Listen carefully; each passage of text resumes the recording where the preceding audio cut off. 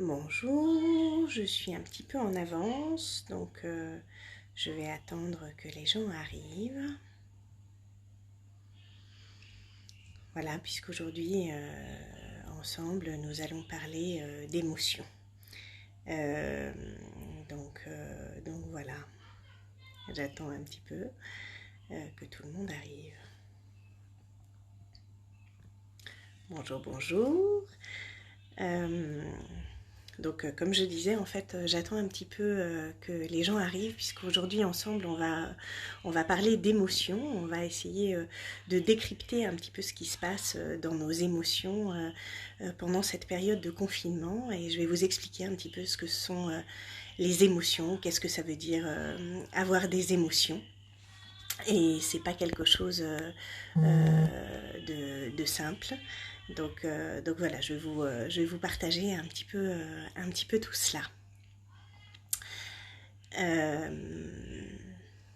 Hello, bonjour Sandrine, je suis ravie de te retrouver ici et je suis ravie de tous de vous retrouver ici pour décrypter un petit peu les émotions que nous traversons pendant cette période de confinement, et je vais revenir un petit peu sur toutes les émotions en fait qui nous traversent en général. Alors pas toutes, je vais plutôt revenir sur la question des émotions de base.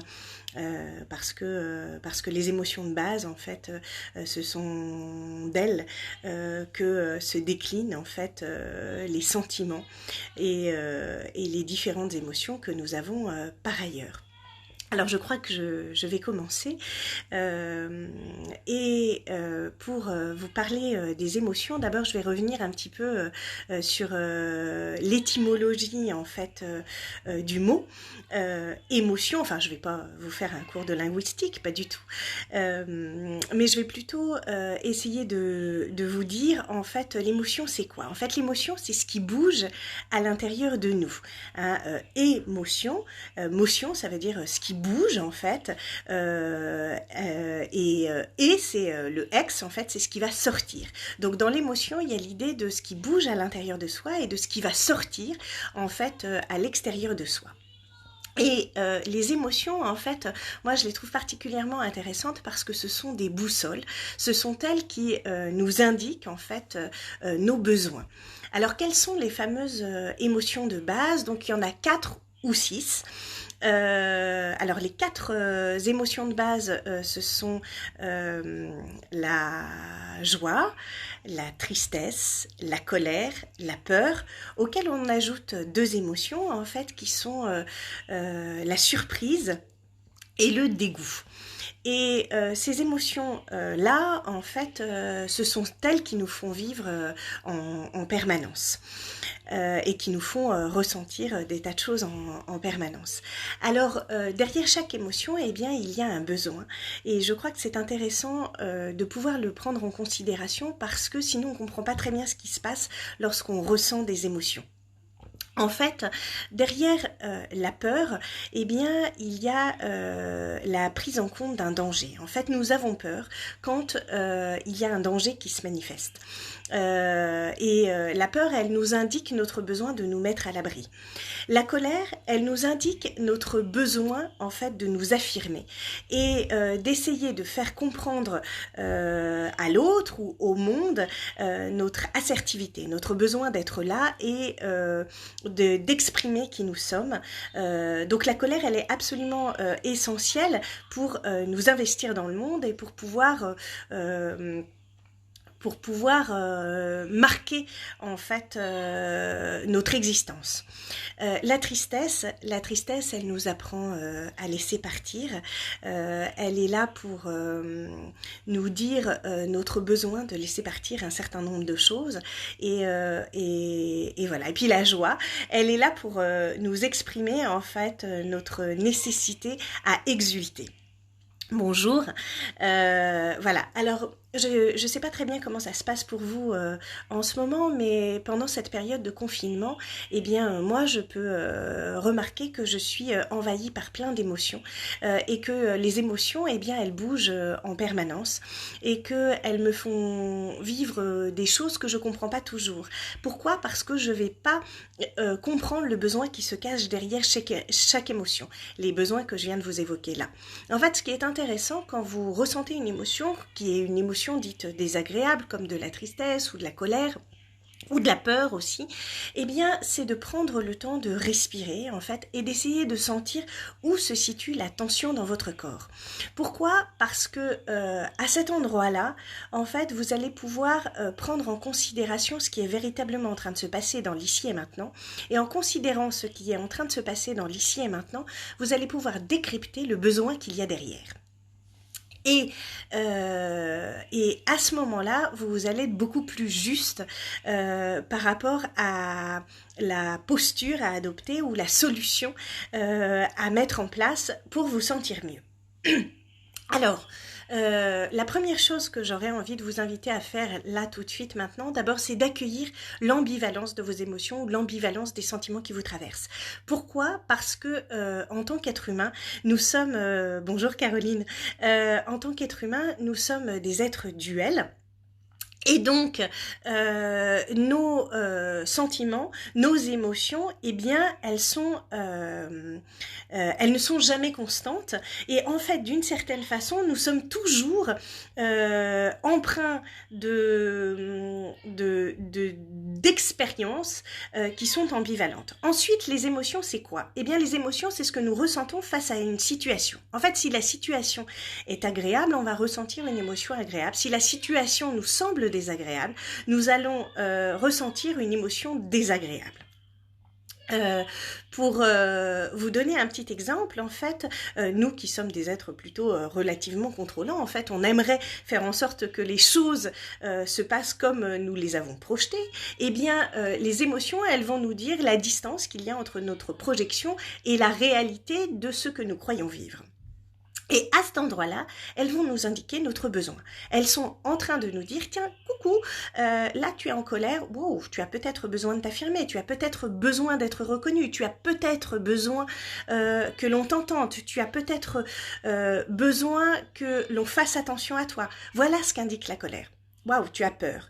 Oh, qu'est-ce que ça veut dire? Ça veut dire qu'il y a un danger. Eh bien, peut-être que derrière ce danger, il y a une nécessité pour toi de repli, une nécessité pour toi de faire attention à toi et de fuir une situation particulière. Ou au contraire, de confronter cette situation particulière. Voilà ce que la peur va vous indiquer. Pour pouvoir faire cela, il faut prendre un temps de pause. C'est-à-dire qu'il faut pouvoir sentir l'émotion. Pourquoi? Parce que nous sommes à la fois des êtres de sensation, des êtres d'émotion et des êtres de pensée. Et il est important d'avoir en tête ces trois éléments-là.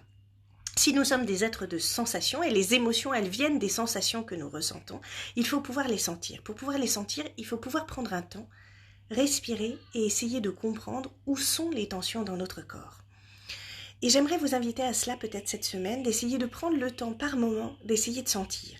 Alors comment vous allez faire? Eh bien vous allez vous asseoir, vous allez peut-être fermer les yeux et juste essayer de prendre en considération, tiens, il y a quelle tension là tout de suite maintenant? Qu'est-ce qui se passe à l'intérieur de moi? Comment je me sens?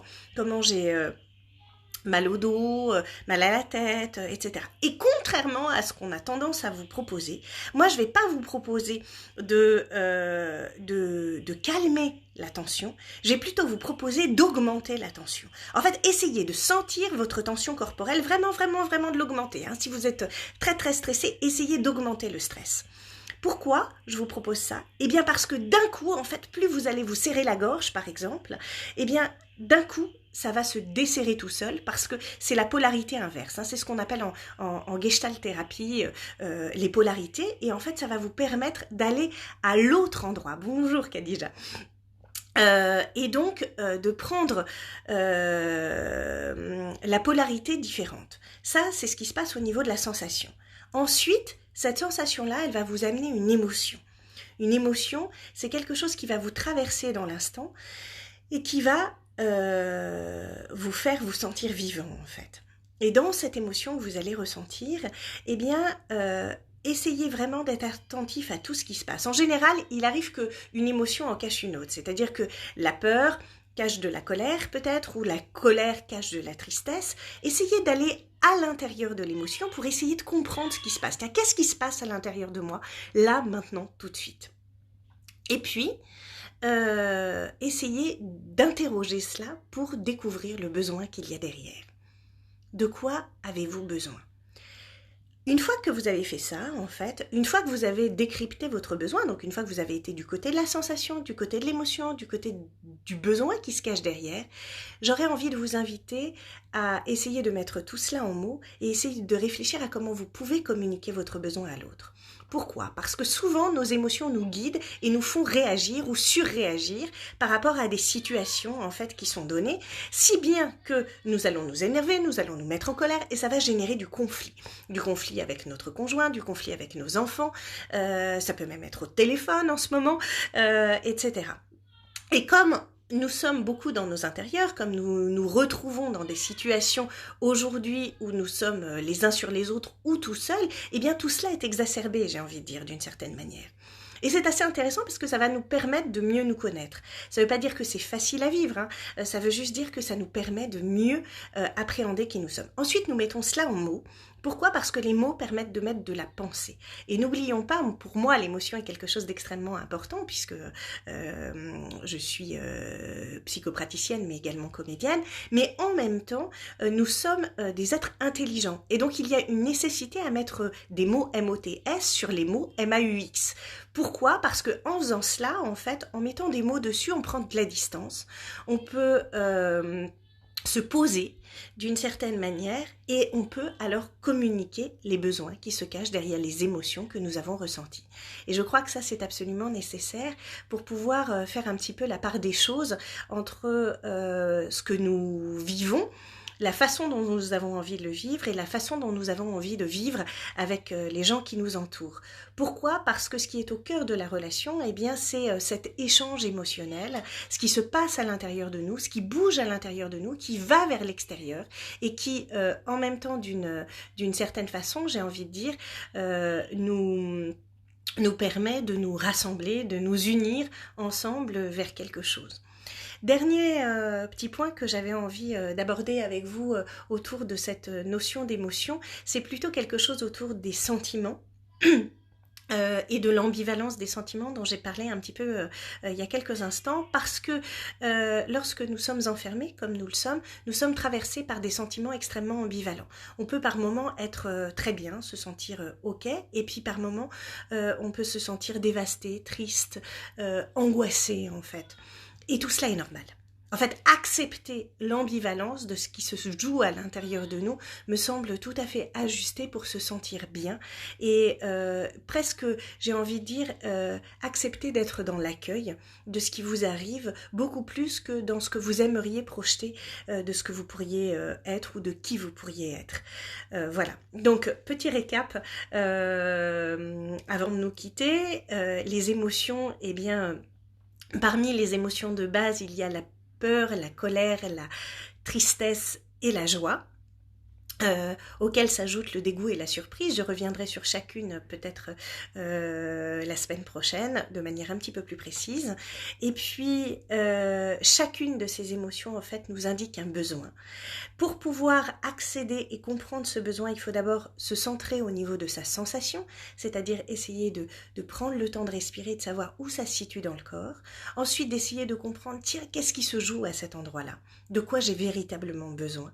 Ensuite, de mettre des mots dessus, de façon à pouvoir le communiquer aux autres et ainsi mieux traverser ce qui nous arrive et peut-être, pourquoi pas, mettre en place des plans d'action, puisque si vous suivez un petit peu tout ce qui se passe sur ces directs, eh bien Caroline Frizou vendredi vous invitera à mettre en pratique en fait à travers un coaching tout ce que vous aurez appris pour vous amener peut-être vers des objectifs et donc mais le seul moyen véritablement d'aller vers vous-même et d'essayer de comprendre qui vous êtes, c'est d'abord de vous sentir et de savoir quel est votre besoin. voilà, bah, j'avais envie de partager ça avec vous. Donc voilà, écoutez, je vous souhaite une excellente journée. Accueillez toutes les émotions qui vous arrivent. Prenez soin d'elles. Ne cherchez pas forcément à les gérer. Je crois qu'il est d'abord important de les accueillir pour pouvoir ensuite les circonscrire. Et, euh, et je crois que notre sensibilité est ce qui fait de nous notre humanité. Donc surtout, soyez doux avec vos émotions, soyez douce avec elles parce qu'elles ne mentent jamais. Voilà, je vous souhaite une excellente journée. Au revoir.